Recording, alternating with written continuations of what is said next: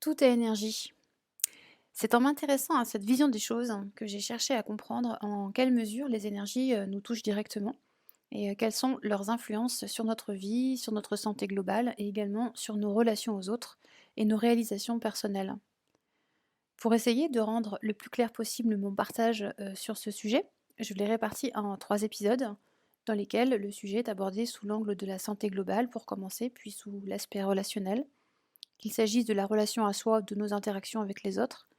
Et enfin, sous l'angle de la manifestation de situations que l'on souhaite attirer à nous. Ce dernier aspect ouvre une porte et une vision très intéressante sur la manière dont on perçoit sa réalité. Pour commencer, je vous propose d'ouvrir donc le débat sur l'aspect santé en relation avec les énergies. Et j'évoquerai à plusieurs reprises les différents corps qui nous constituent au-delà du corps physique et s'entendent les corps émotionnels, le corps mental et le corps spirituel. Ce qui m'amène à traiter de ce sujet aujourd'hui, c'est l'observation, entre autres, de notre société actuelle et des maux de cette société, maux MAUX, des difficultés que l'on rencontre dans les relations et aussi dans la tentative de se comprendre soi-même ou encore d'évoluer, de se réaliser professionnellement et plus généralement de s'épanouir sur tous les plans. De récentes études relatent un taux croissant de salariés en burn-out ces 2 dernières années et dans le même temps une forte augmentation de l'intérêt pour le sujet du développement personnel.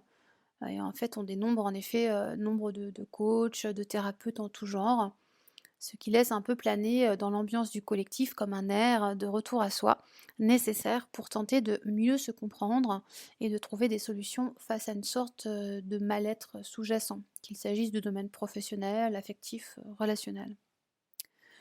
Pourtant, la vie est merveilleuse et la beauté du monde s'apprécie de partout où que l'on soit, à n'importe quel moment de la journée.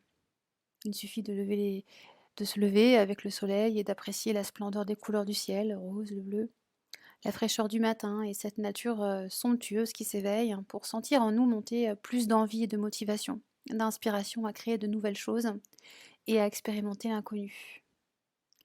À tout moment, le beau est présent, dans le végétal comme dans le minéral. Là où la vie s'exprime, il est possible d'observer à quel point l'énergie circule et à quel point tout tend au merveilleux.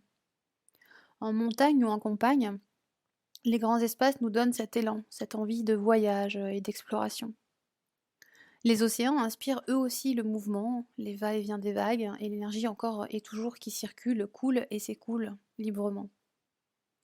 On apprécie le soleil qui réchauffe les corps, éclaire l'esprit et adoucit les cœurs.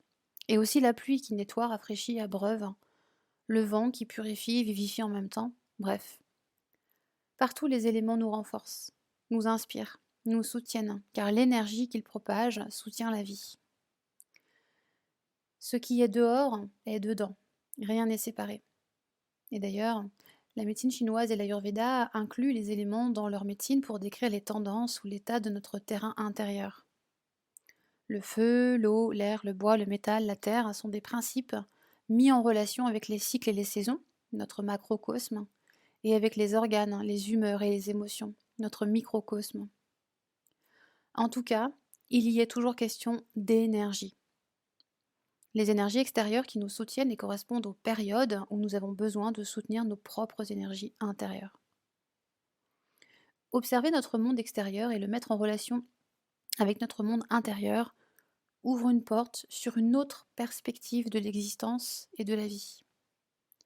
Alors si d'aventure, on se met sur pause, le temps d'apprécier ce coucher de soleil aux couleurs si chaudes, pleines de réconfort, de promesses, d'espoir. Si l'on tend l'oreille sur le chant des oiseaux qui égayent nos journées, si nos yeux se posent sur les bourgeons qui fleurissent au printemps et sur la splendeur des milliers d'espèces végétales, autant de variétés de couleurs, de formes et de parfums, de fleurs différentes, et sur les feuilles qui tombent à l'automne pour laisser place au grand manteau blanc, si nous apprécions simplement la vie dans toute son expression. Si l'on observe que l'énergie partout peut circuler librement dehors, alors qu'est-ce qui l'empêche de circuler librement dedans? Liberté et énergie semblent indissociables, puisque tout est en mouvement permanent. Donc, tout est mouvement permanent, et que tout est énergie. Alors serions-nous faits, nous aussi, de liberté? Nous y aspirons, à peu près tous, mais du moins j'imagine. Mais que faisons-nous de cette liberté? Liberté d'être, liberté de penser, d'agir, d'exprimer, d'interagir et de créer. Liberté d'être soi-même sans craindre le regard des autres. Liberté de dire je t'aime sans craindre le rejet. Liberté de s'exprimer et de dire non quand la situation ne nous convient pas ou que nos limites sont atteintes. Liberté d'envisager et de comprendre le monde depuis notre propre spectre, sans se laisser influencer. Liberté d'agir en conscience pour ce qui nous semble être une cause à défendre ou une expérience à mener pour notre évolution. La liberté est également mouvement, puisqu'à travers elle circule le champ infini des possibles. Ne dit-on pas d'ailleurs la liberté de mouvement? Donc, si je résume, tout est énergie. La vie est un mouvement permanent et l'énergie doit donc circuler librement pour que la vie s'exprime. Mais à quel point laissons-nous circuler l'énergie de vie en nous et à l'extérieur? À quel point vivons-nous en harmonie avec le monde extérieur qui nous inspire et nous enseigne sur comment fonctionne la vie? J'évoquais les cycles des saisons qui renseignent sur les énergies propices à chaque période, mais aussi le cycle circadien qui renseigne sur les énergies à chaque heure du jour et de la nuit. Plus généralement, les cycles nous informent sur comment optimiser l'énergie de notre microcosme en harmonie avec le macrocosme. Alors, j'ai déjà une petite idée de la réponse parce que si nous vivions réellement en harmonie avec la nature, nous laisserions probablement davantage de temps à la Terre de se régénérer, au lieu de l'épuiser par du maraîchage intensif. Puis nous observerions plus de respect pour le monde animal et la reproduction des espèces. Nous n'épuiserions probablement pas nos corps à la tâche dans l'unique but de produire toujours plus d'objets ou de richesses matérielles. Si nous vivions réellement en harmonie avec la nature, les cycles nous donneraient une bonne indication sur ce qu'il convient d'harmoniser et d'équilibrer en nous-mêmes.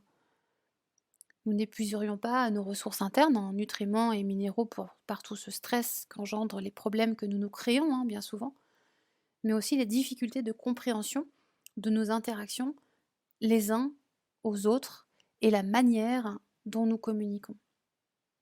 Pourtant, nous avons toutes les ressources pour être bien, en pleine santé, équilibrés et épanouis. Nous savons nous régénérer et nous guérir nous-mêmes, naturellement. Notre corps est une merveille d'intelligence qui sait se réguler elle-même. Pour cela, faut-il encore être à son écoute et laisser la place, le temps et l'espace à la régénération de se faire. Les bienfaits du jeûne ne sont plus à démontrer. Ils sont d'ailleurs culturellement inscrits dans certaines traditions religieuses et aussi dans certaines approches thérapeutiques dans le traitement de certaines maladies avec de très bons résultats. Les légumes et les fruits frais, locaux et de saison apportent de meilleurs nutriments et ça paraît à la fois d'une certaine logique et de plus de sens. Si le maraîchage est raisonné, c'est-à-dire respectueux des cycles de la terre et des espèces, meilleurs seront les produits, en goût comme en énergie et en taux vibratoire. Nous savons que l'organisme fonctionne sur principe d'équilibre et donc d'homéostasie. Le trop est par définition l'ennemi du bien. Chacun y comprendra ce qu'il veut. L'abus est dangereux pour la santé, même les publicistes nous le vendent à la télé, c'est pour dire. De là, même le trop de sport peut produire des effets inverses que ceux espérés. Le trop de travail induit forcément un déséquilibre sur l'un des aspects de sa vie. Et puisque dans une journée de 24 heures, il est assez difficile de répartir le temps de manière à répondre à nos besoins affectifs, relationnels, physiques, spirituels, créatifs et intellectuels, bien-être global, qui sous-entend du repos, de la détente, de la présence sans forcément être dans l'action, le non-faire, permet d'accéder à l'être. Et être en soi est un mouvement puisque nous sommes des êtres humains, tout simplement. Du coup, si l'on reprend mon observation du début à propos de ce mal-être sous-jacent, n'y aurait-il pas comme un passage à effectuer collectivement et donc individuellement vers le mieux-être? Cesser de trop faire pour mieux être.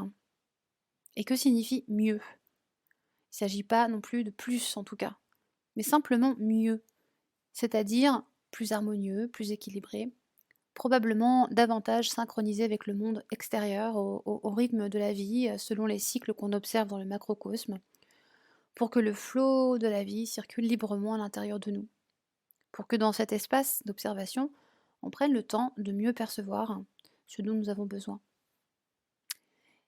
Équilibrer nos énergies pour tendre vers la pleine santé. D'un point de vue physique, mettre le corps en mouvement semble une nécessité puisque tout est mouvement. C'est donc la base d'une pleine santé. Marcher, courir, nager, rouler à vélo, danser, jouer, que sais-je, hein, ce qui vous fait plaisir. Mais bouger parce que c'est bon pour notre enfant intérieur et c'est bon pour nos émotions et pour éprouver de la joie et du plaisir. Et la joie est notre état naturel. D'ailleurs, la joie en langue des oiseaux, ça donne joue-à en 2 mots. Donc, à quoi tu veux jouer toi aujourd'hui? À la vie? Très bien. Et qu'as-tu envie d'explorer? Qu'as-tu envie de ressentir? Bref, vous aurez compris où je veux en venir. Et les enfants bougent, jouent continuellement, ils ne sont jamais fatigués.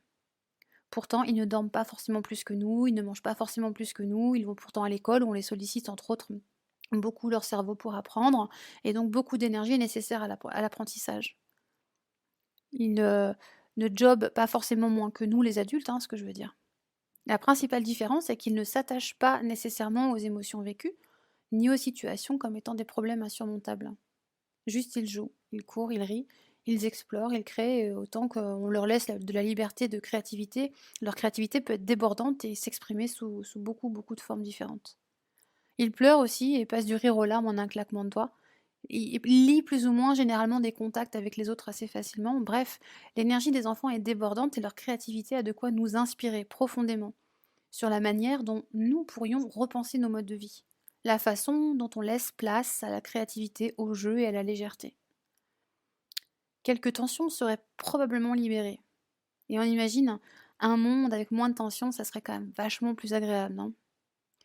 Moins de tensions, moins de débordements, plus d'équilibre, de l'énergie en mouvement, la sensation de plus de liberté forcément. Une perspective de mieux-être intéressante pour apprécier la vie dans toute sa splendeur.